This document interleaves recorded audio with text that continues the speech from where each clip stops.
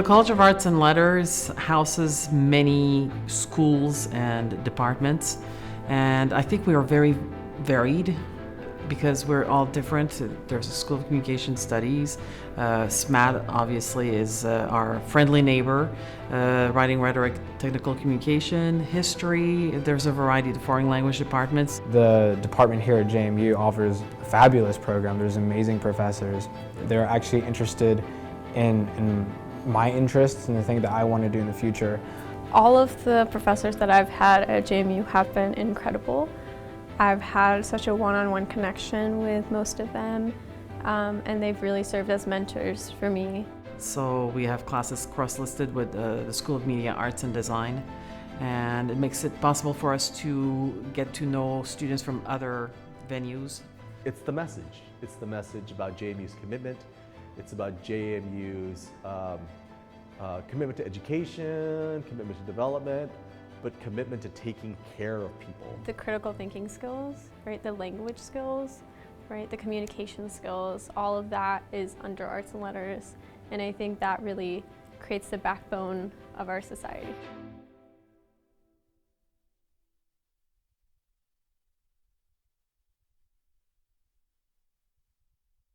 Good evening and welcome to the College of Arts and Letters live stream event. I'm Tracy Zimmerman, Associate Dean in the College of Arts and Letters and a pre-law advisor in the college. Tonight I'm delighted to serve as the moderator for our session, and I'm joined by some fantastic panelists who I'd like you to meet. So we'll have them introduce themselves. My name is Shawn White and I'm an English professor. Hi everyone, my name is Alia Mclean. I'm a senior media arts and design major concentrating in journalism, and I also am this year's student body president at JMU, and I also had the opportunity to create my own organization my sophomore year called Women of Color, and I also was a 2019 orientation peer advisor. Hard to follow that, but I'm Sean McCarthy and I'm an associate professor in the School of Writing, Rhetoric and Technical Communication. And I teach courses in digital media, community engagement, and interdisciplinary collaboration. Hi, I'm TJ Fitzgerald. I teach history courses such as world history and the history of the Middle East. Great, thanks to our panelists. Well, we're eager to get to your questions, but to get things started, I'd like to give you an overview of our college. We offer 13 majors and numerous concentrations in the following areas of study: anthropology, communication studies, English, history, international affairs, justice studies, media arts and design, modern foreign languages, philosophy and religion, political science, public policy and administration, sociology, and writing, rhetoric, and technical communication. We also have over 50 minors to choose from. As one of the largest colleges at James Madison University, we offer many exciting opportunities to our students, and I'd like to ask our panelists to speak to some of those. Anybody want to start? I think I'll start. The thing that jumped into mind first is just the kinds of applied experiences that are open to Cal majors and minors in terms of doing lots of different kind of collaborative work with different majors, with partners. We foster really deep critical engagement and critical thinking skills, but we're also very applied in the way that we do that. And I think one of the things that makes me proud to work in Cal is the opportunity to do really impactful, meaningful work with community partners, both in the local area and elsewhere, and giving our students the opportunity to really show us what they can do. We're not preparing them for the world, they're in the world, and they do some amazing work while they're on campus, and it's a privilege to work with them when they do that.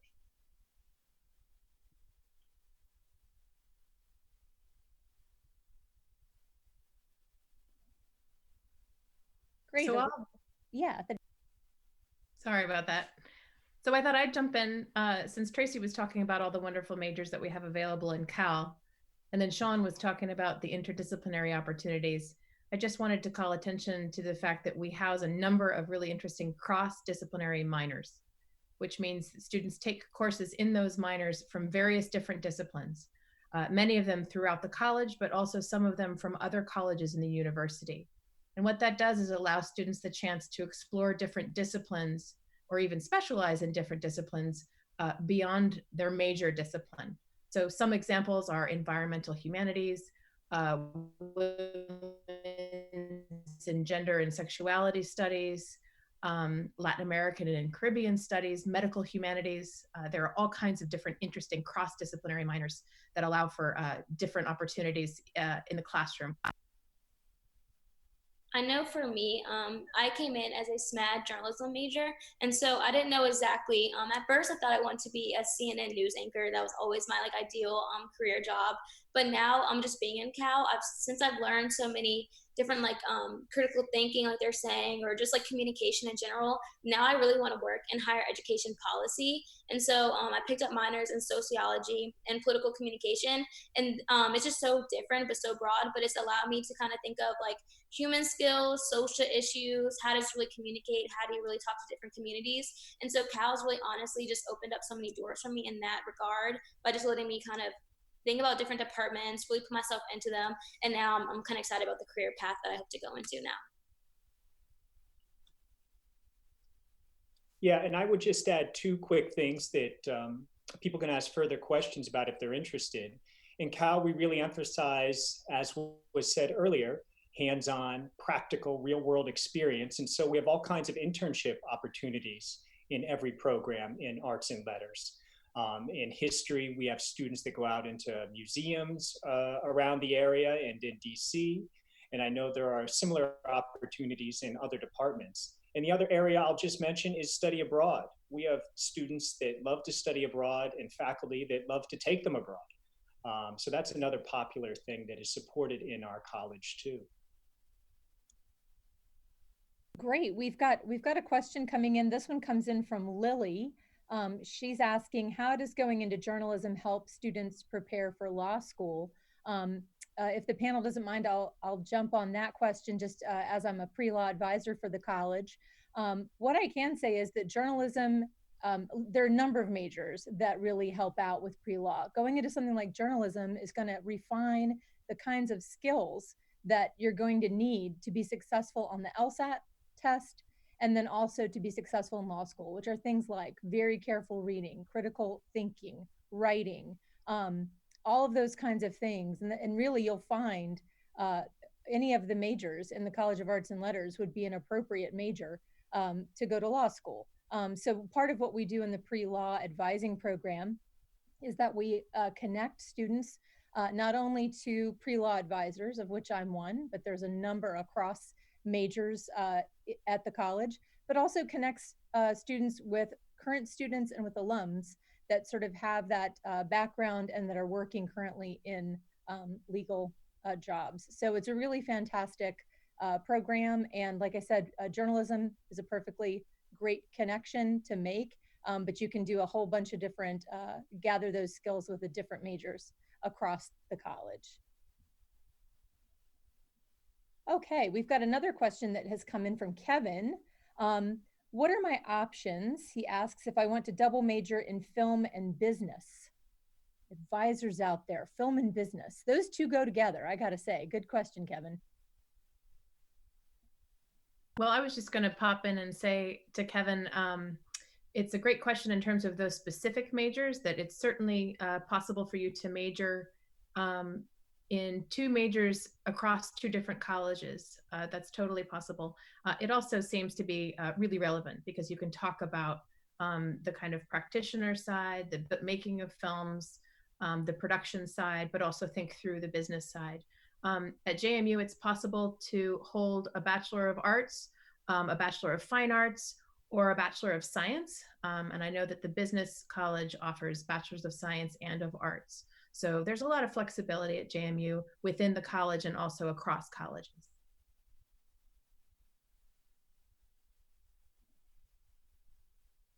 Just to back up 1 second to the question that was asked earlier, about journalism and law. I think Alia had indicated she might want to speak to the journalism piece a little bit too. So we'll just double back and then we'll pick up some new questions as well, if that's okay with you, Alia. Oh yeah, that's perfectly fine. I was going to say journalism is a really good major if you are looking into going into law. I have a lot of friends that are going into law school, and just like she said, those skills of critical thinking, writing, and journalism teaches you how to be investigative, but also really objective, which is really needed into the law field. And so I also think like with journalism, it matched so well now that I want to go into political science, because it just taught me those skills of how to actually get to know people, but learning to look for both sides and asking questions and going deeper just beyond surface level things, but really trying to get to that root cause a lot. So I think that'd be a really good match to go into that. Great, thanks. Just to sort of segue, I know we're getting questions that are sort of going in numerical order, but just to sort of stay thematic, and I don't know, Alia, if we can call on you one more time and then other folks can chime in, but we did get a question from Sarah about how competitive is it getting into SMAD. So we had a direct SMAD question, and I feel like you are uniquely suited to take this one on. So if you don't mind picking up that one, and then we'll double back to some of the other questions that are coming in. Yeah, getting a SMAT, I wouldn't say it's competitive. It is a closed major, and so there is a limited number of seats and people they let in each year. And so I applied the second semester of my first year, and I did not get in actually. And so I was kind of disappointed and didn't know where to go from there. But I didn't give up. I spoke to my SMAT advisor, and they told me just try again. Sometimes it happens, and a lot of times it might be depending on your GPA or just things like that. So we said still go for it. And so instead of me not getting a SMAT the first time, I still joined. I started writing for the Breeze and also started doing Breeze TV. And so I still got involved in SMAT activities without being in the major. And then I applied again the second time and did get in. So a lot of times you might not get in the first time. It just depends on the GPA and how many people they are letting in, depending on your concentration. But never give up, because as long as you're putting in your effort and communicating with people, you'll be fine, honestly, getting to the program. Fantastic, thanks. And just FYI, viewers, The Breeze is our award-winning student newspaper and is also coupled with some fantastic Breeze TV stuff. It's fantastic. You can find it on social media. I strongly recommend it. So we have a question about the Washington Semester DC program. This one's from Zoe. And Zoe asked, would I need to apply to be in this program? What year would I need to be in to get into the program? And there's also, John is also interested in the DC semester program and is curious about how many students are accepted in the qualifications.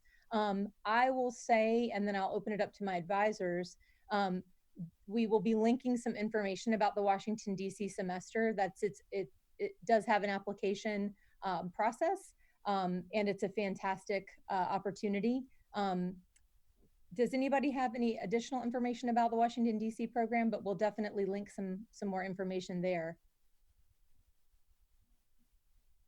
Okay, fantastic. We will get back to you. That is not probably the answer you're looking for, Zoe and John, but we will get you that information.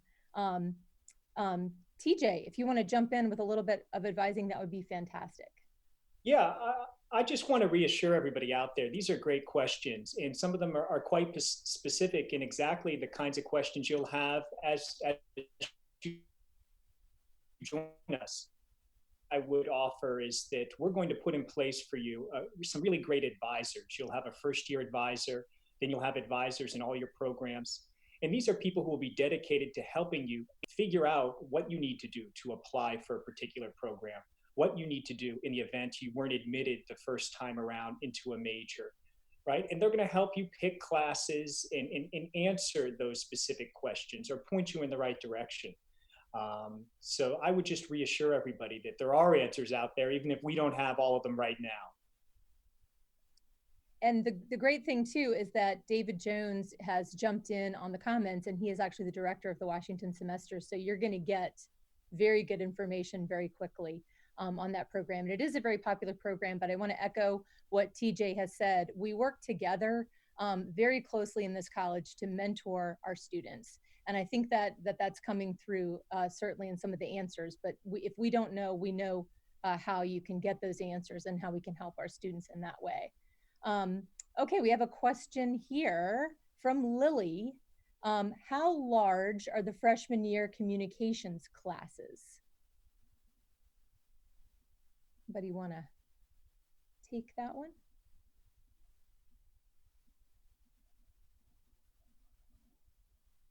Hello. As I understand it, the SCOM classes, certainly the speech classes, are quite small. They're 20 to 25. I'd like to want to double check that, but I'm pretty sure they're quite small because part of their purpose is to allow students to really understand how to give speeches. You have to do that in a relatively small group. So I know many.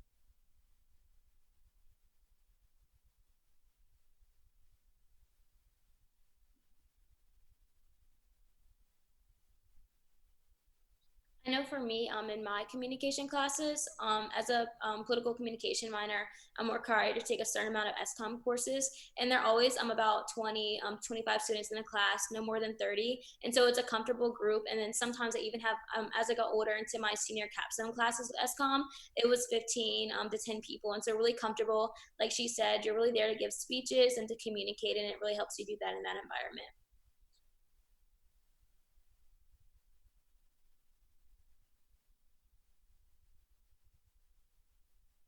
It would be helpful if I were not muted. Yes. I have another question here, and it's a good question from Katie, so I'm glad I did not repeat it while I was muted. How quickly do students tend to find jobs after graduation?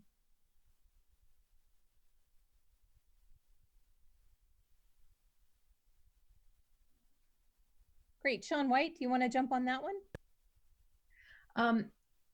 Yeah, I just wanted to share a statistic that 96% of 2018 Cal grads were employed in grad school or involved in other career endeavors within 6 months of graduation. I know some data just about the English department that most students get, let's see, 4 interviews and 2 job offers by the time they graduate. So it's very common for, we have a really terrific career and academic planning office at JMU that serves the entire institution, but Cal has its own dedicated liaison who's specifically familiar with all of our specialties and disciplines and puts graduates and actually current students in touch with employers. And that also goes for internships as well. They work on finding internships during while students are still in college.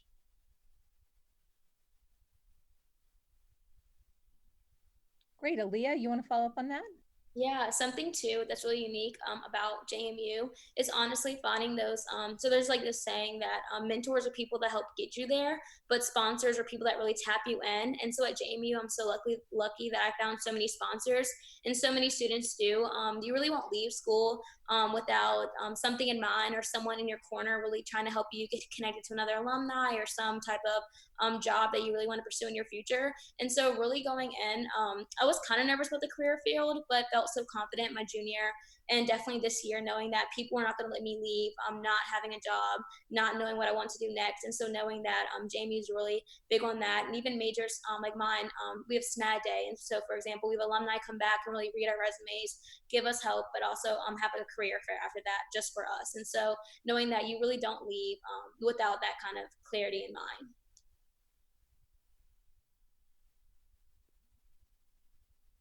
Yeah, Sean, you were reading my mind. Would you speak to the Cal Career Conference? I think that's right in the wheelhouse of this question.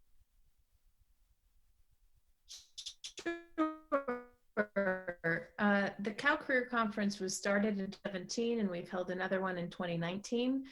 Basically, it brings alumni back from all of the disciplines in the College of Arts and Letters and invites them to sit on panels organized around various questions: finding your first job, what it's like to work in the law field, down to how do you deal with social media, what kind of skills have most helped you from your Cal degree. And then students are invited to come sit and attend those panels. And our first year was really impressively popular. We brought back 50 alumni. And there were so many students who were ready from 8:30 a.m. to sit on those panels and ask their questions.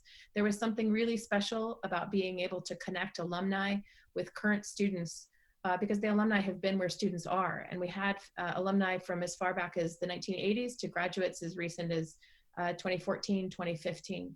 So it really was a lot of different ages and time periods and fields and disciplines.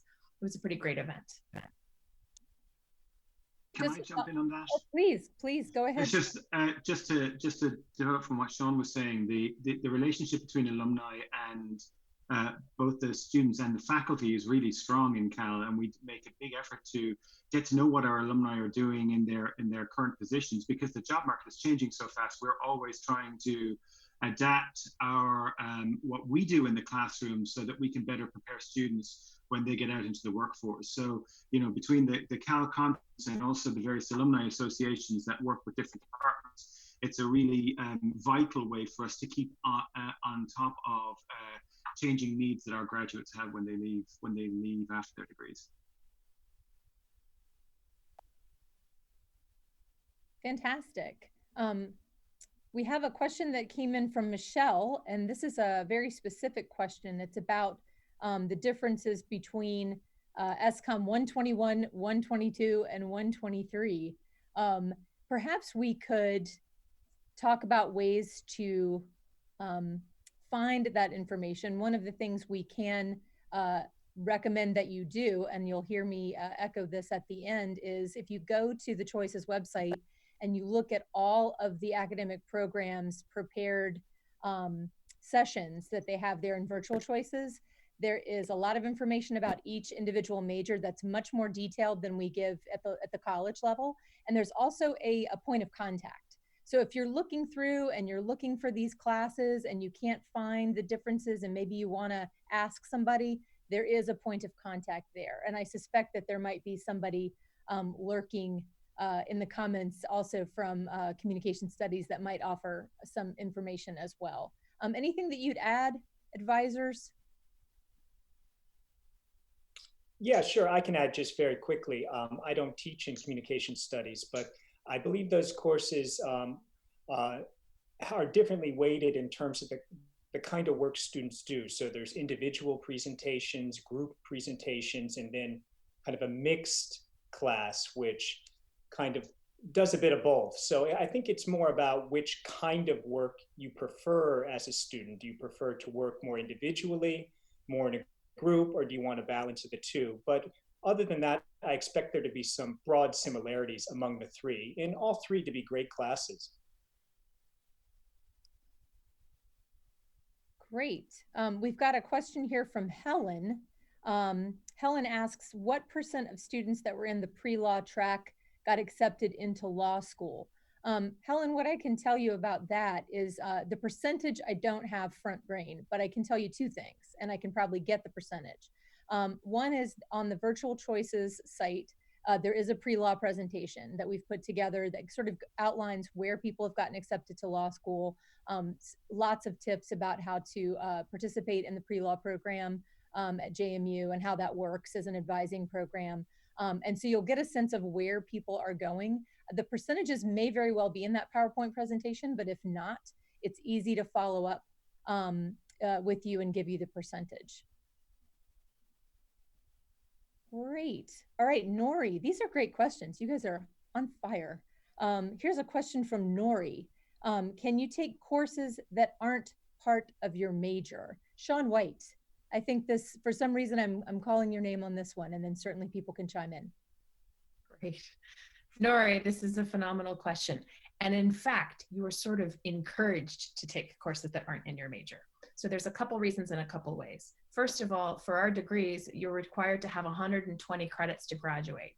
General education is about 41 credits, and most of the majors in Cal are 33 to 41 credits, which means you have a whole lot of room to explore other avenues. So one of the things is that students sometimes double major, but other students take 1, 2, maybe 3 minors that seem really relevant or interesting to them, and they're able to sort of create a composite sort of a path of their own making.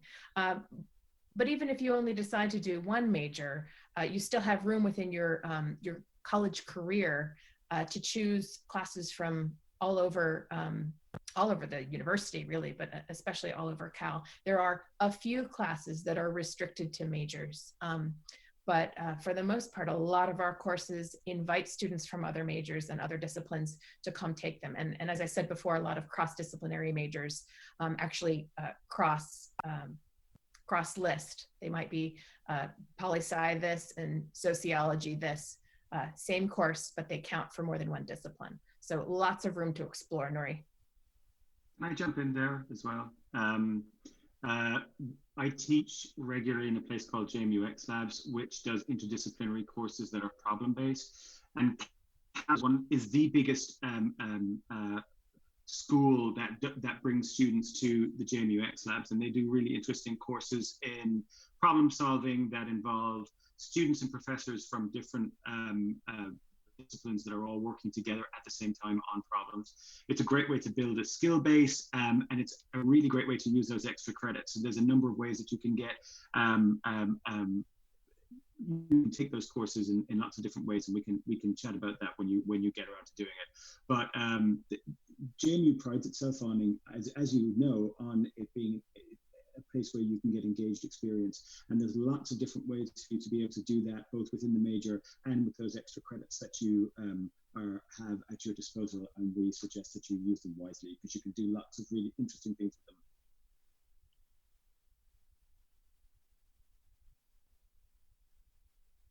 Great. Any other sort of follow-up with that one? I'm going to sort of jump into a question from John about international affairs. How many students in the program, and do most study abroad? What I can say about international affairs is that, and we can speak about study abroad in tandem with this and then also separately, that students in the international affairs, it's an interdisciplinary program. It's housed under political science. So again, if you're looking for more granular information about this, do check that out. There's ways to sort of get even more information about it. But students can choose to focus on international relations or in a particular geographic area. In the comparative study concentration, that would include Africa, Asia, Europe, Latin America, and the Middle East. I know that a number of students do study abroad with this. It makes sense. I don't know if it's a requirement, but other sort of feedback on that from that? Okay, that's great. TJ, would you like to pick up on that? Yeah, I would just emphasize in general that, you know, John, you're thinking about the right things. I mean, as an international affairs major, obviously you want to get out there, right?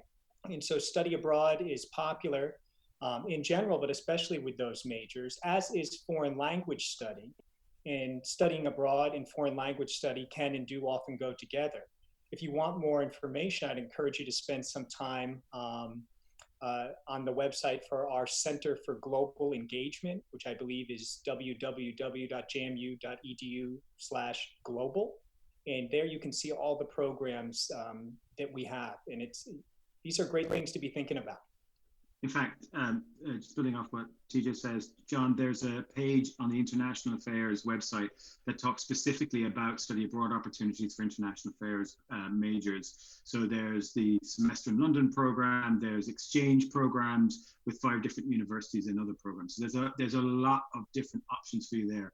And just, I do study abroad every second year or so. And last year when I did it, there was like nearly 90 summer programs, so on 5 continents. So there's a huge range of places for you to go, and many of those programs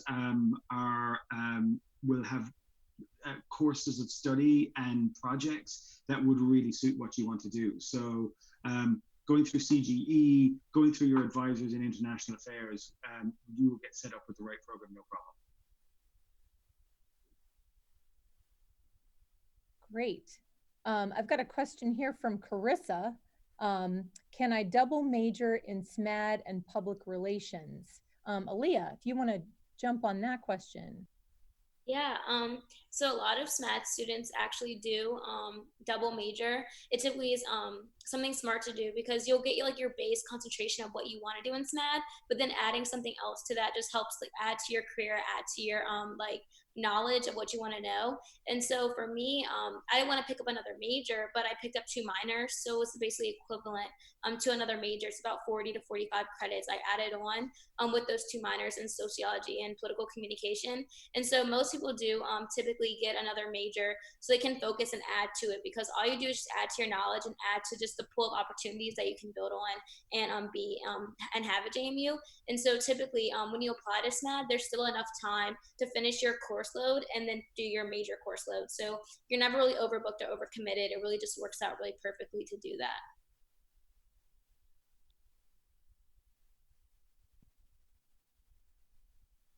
Fantastic. All right, so there's a question coming in. This one's from Helen. Since we're on a study abroad thread here, I like this. This is from Helen. Are students able to do study abroad during their first semester?